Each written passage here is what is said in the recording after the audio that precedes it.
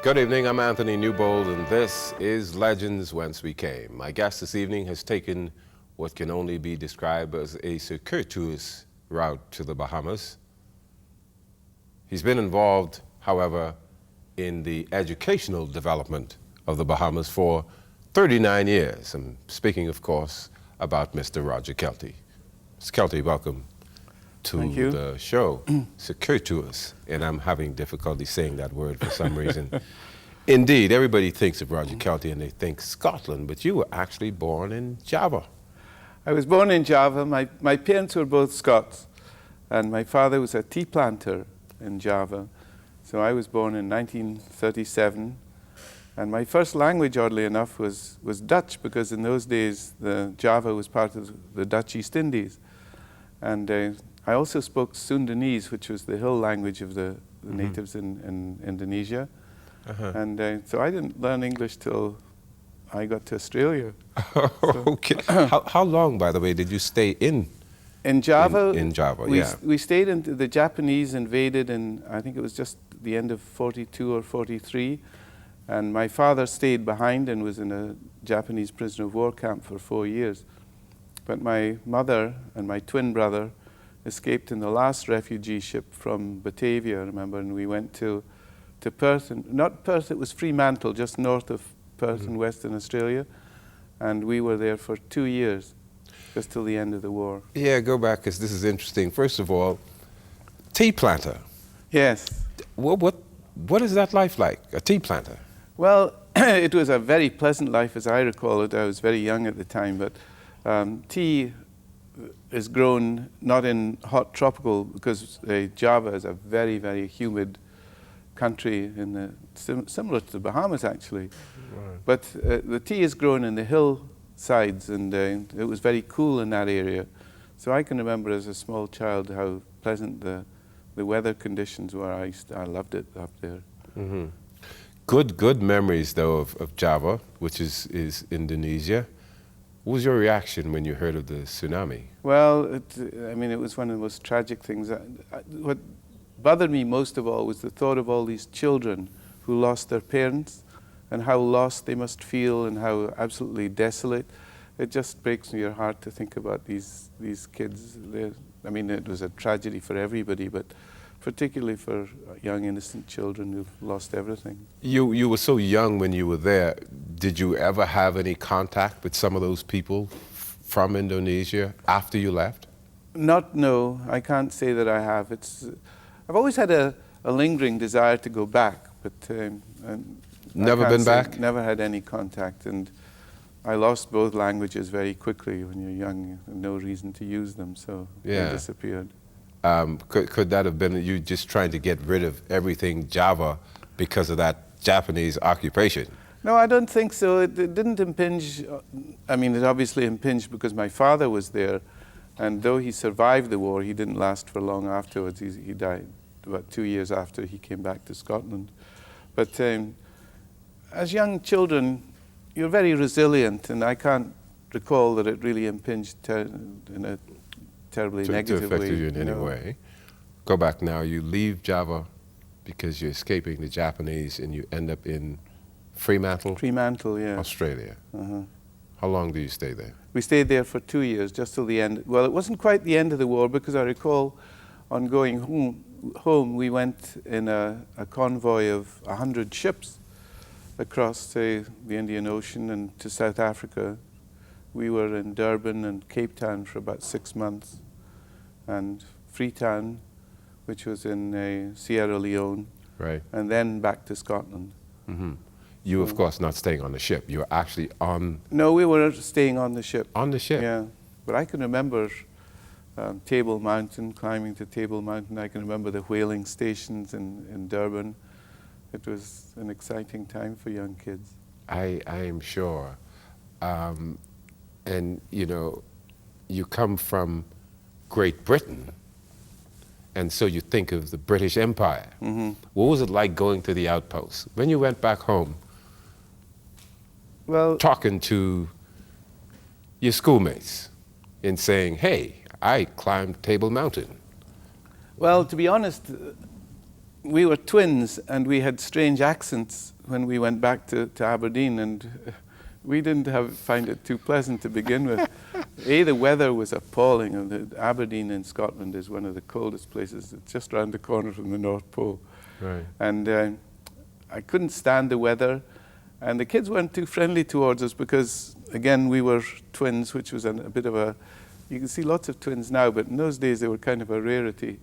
Mm-hmm. And also, we still spoke English with a somewhat broken accent, and that was very strange. And kids can be very cruel, so... Yes. But that's probably where I first got my love of boxing. We used to get into lots of fights in those days. Fisticuffs, huh? Yeah. You returned to Scotland, you're there. We're probably going to talk about this later. How did you first hear about the Bahamas? Well, actually, my coming to the Bahamas was a bit of a surprise in a sense. After I'd gone to school in Aberdeen, I went then to Aberdeen University, which incidentally is the University of B.J. Nottage. B.J. Nottage. And he was Scottish champion and British champion in the 100 and 200 meters. He was a great athlete. But he was after my time. I was a bit older than B.J. Okay. And Johnny Lunn, he was my contemporary. He was in Edinburgh, studying medicine at the time. But it was kind of a surprise. I taught for 5 years before I came out to the Bahamas. My desire was to get somewhere where the climate was better. That was anywhere but Scotland, eh? And to be honest, my first choice was Africa.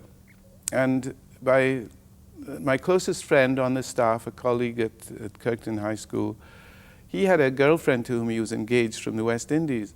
So he was coming out here and I was going to Africa. But it was a strange chapter of it. His romance broke up and he was broken up about it himself. So he said, I'll come to Africa with you. We went down to London for interviews and we were going to Uganda. This is pre-Idi Amin. Pre-Idi Amin. When Uganda was, in fact, the garden of Africa, and it was a beautiful country. I was interviewed, and the people there were more interested in my boxing than my English abilities for teaching, because they had 2 Olympic champions at the school in Kampala. However, when we got our letters, when returning to Dundee, his letter appointed him to the school to which I'd applied, and my letter appointed me to the school that he was meant to go to, and it was 4,000 yards up Mount Elgol, which had the highest rainfall in Kampala, and that was why I was leaving Aberdeen. So I said, to hell with it, I'll go to the West Indies. And so that's where I went. He went to Africa. Yeah. Is he still in Africa? No, he's not. He's in Germany now. We still keep in touch. World traveler. Yeah. Go back a moment. You're in grammar school. Kirkton, was it? No, this in Aberdeen. It was Aberdeen Grammar School, which is the second oldest school in Scotland, actually, and the school to which Lord Byron, the poet, attended. Yeah, but it wasn't a private school. It was a regular public government school. Yeah, all boys. Okay. And did that help not to have? Because I for 2 years obviously I went to an all boys school, and I thought once the girls came, I thought, man, maybe we should have stayed with what we were doing. We would have learned some more. What was your experience like? Well, to be honest, I wasn't all that happy at school, to be honest. It was an all-boys school where you had to play rugby, and I was sports mad. I liked soccer. I played squash, and I played tennis, but I was the butt of the people because they wanted me to play rugby, and I wanted to play soccer. But no, at the time, I thought an all-boys school was not a good idea because girls became such a mystery to you that you totally idealized them. But I've had a change of thought since then in the Bahamas, actually, and maybe talk about that later. Yeah, we'll get to that when we talk about education, because women, the girls grow up to be women, and they're still mysteries. You said you played all the sports. Yes. You wanted to play soccer. They wanted you to play rugby. Yes. You've compromised? I played soccer in the Saturday League, but in Aberdeen, when we played the other schools, it meant traveling down to Edinburgh and Glasgow, which at that time was a 4-hour rail journey. Ooh. And that was your weekend gone. You had homework on Sunday, and you spent your time going down to these schools, playing rugby, getting absolutely filthy and appalling conditions of mud and ice and snow. That wasn't for you. No, and your weekend was gone. So whereas if I played soccer on a Saturday morning, I still had my weekend, and Yeah. I much preferred that. At which point do you begin to box? Not till I went to university. Not till you went to university. And that, of course, is Aberdeen College. King's College King's in College. Aberdeen. There are two, King's College and Marshall College, but it's all the blanket Aberdeen University, which dates back to the Columbus times. 1495, I think, was when it was founded. Okay. And you went into education. What was the fascination with education? No, I didn't. I went into English language and literature. Mm-hmm. It was my best subject at school, and I enjoyed literature, reading, and so that was what I did. I did an honors course in English language and literature, but I had no intention of teaching at that time. What did you? I'm curious. Yeah, I'm curious about that. Because that's what you ended up doing for what? Yes, 40 years. What have you? 40 plus years. What did you want to do? What did you think you were going to do? That was an accident. No, I just knew I wanted to go overseas again, and I loved Africa, and I wanted to go to Africa. And I applied for a job in what was then called the Overseas Civil Service, which involved going to Cambridge, learning Swahili and African law.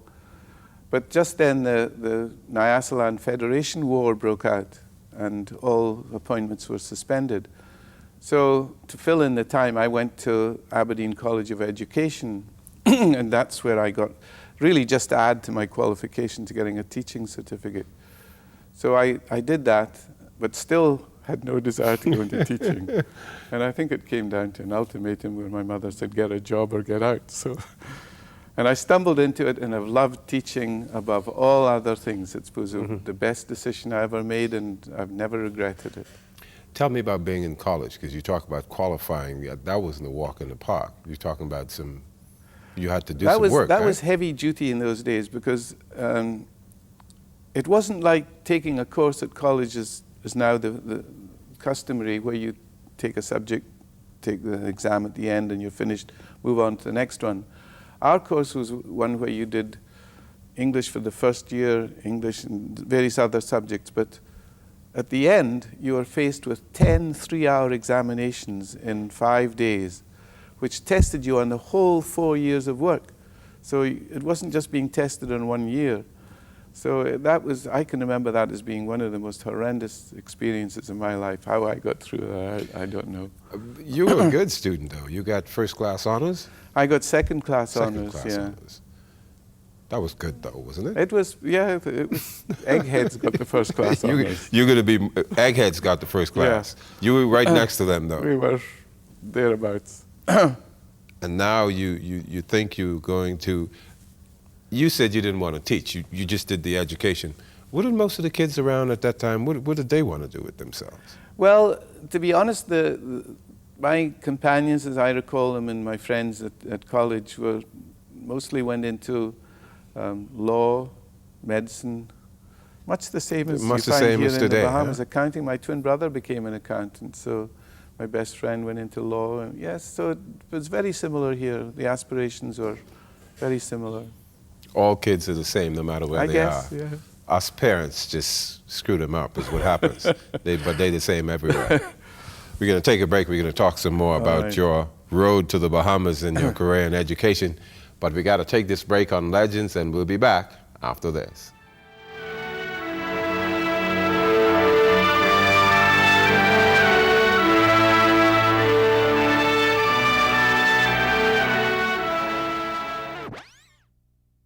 Tell me.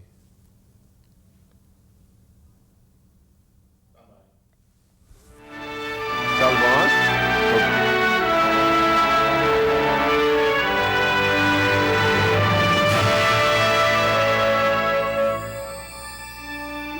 Welcome back. You're watching Legends Whence We Came. I'm Anthony Newbold, and I'm speaking with Mr. Roger Kelty.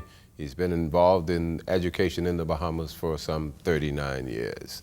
What did your friends and contemporaries say when they heard that you were coming to the Bahamas? Well, I mean, after college, I went to teach. I taught for 5 years in Dundee, which was a tough industrial city about in the Midlands of Scotland. And it was kind of something that I felt I owed, having been educated. I felt that I owed something back to the country. So I gave myself 5 years, taught there, and that was when I decided that the warmer climates were beckoning. And boy, when they found out I was coming to the Bahamas, they were green with envy, believe me. Absolutely. Many of them have come out, friends have come out to visit. So, what was your mother's reaction? Just well, now that you got a job? Yeah, you already had a job at this point. Yeah. No, she was quite happy with the decision. She had spent much of her life in the tropics herself, and she hated the cold weather too. So she figured I was making the right decision. And she had my twin brother still at home. He remained in Aberdeen, so she still had family there. You began teaching immediately you got out of school? After the College of Education, yeah, I went down to Dundee and I taught in a brand new school, which was magnificent in terms of its amenities. It had a heated swimming pool, its own playing fields. It was all 5-story, blue and yellow paint like a Wall's ice cream factory, and even had elevators to take you up to the floors. But it was essentially slum clearance, and the kids were rough. Man, they were tough kids in that school, believe me. And they had 2 gangs, I remember, were prevalent there, the Huns and the Rebs, who were called. We had some tough kids, but I had a good time there. I enjoyed it. You, of course, you had already got your boxing under your belt. Yes. You boxed in college. I did, and I boxed when I went to Dundee. Dundee was the home of probably the most famous amateur boxer of all time, a fellow called Dick McTaggart, who won the Olympic gold medal. He won the European Championship. He had something over 700 fights as an amateur, never boxed as a professional. And I joined his club when I went down to Dundee and actually fought him 3 times and never won. Which was my next question. Yeah. No. So, but you had been boxing already, so while these kids were rough, you didn't have a problem with them. Not too bad, no. I used to get my picture in the paper sometimes, you know, so they didn't fool with me. But Yeah. to be honest, they were rough kids, but I was very deeply involved in the sporting program, and it was amazing when you got the kids out of the classroom and onto a field and playing in a team for you. You just saw a different side to them. Yeah, in a more altogether. social setting, eh? Yes, absolutely. They were good kids. You think more of what they are as people came out as opposed to being in that forced, you got to learn this classroom? I